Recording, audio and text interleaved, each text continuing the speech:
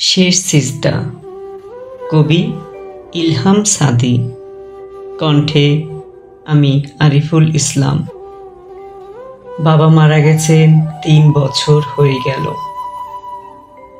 তখন থেকেই মাকে দেখি একা একা ভোরে ঘুম থেকে উঠে ঠান্ডা পানিতে উঁচু করে সোজা চলে যান পুরনো ঘরের জানালার পাশে।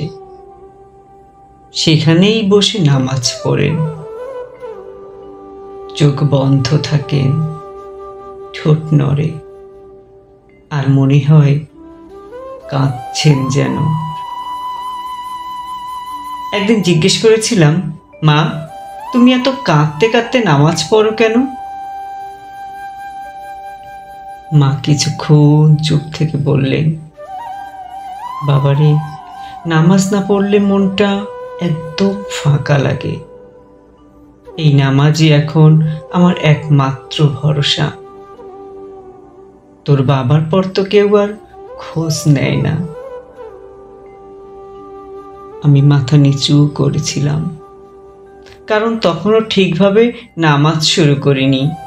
মোবাইল, গেমস, বন্ধুদের আড্ডা, আল্লাহকে সময় দেওয়ার কথা মাথাতেই আসতো না।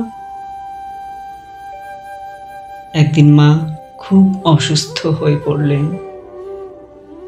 বিছানায় শুয়ে বারবার বলছিলেন, বাবা, আজ ফজরের নামাজ পড়তে পারিনি, তুই একটু অজু করিয়ে দিবি? আমি পানি আনতে গিয়েছিলাম। ফিরে এসে দেখি মায়ের চোখ দুটো বন্ধ। তিনি আর উঠে বসতে পারেননি। সেই ফজরের নামাজটাই ছিল মার শেষ সিজদা। আজ আমি নামাজ পড়ি, কারণ এখনো কানে বেজে ওঠে মায়ের কণ্ঠ।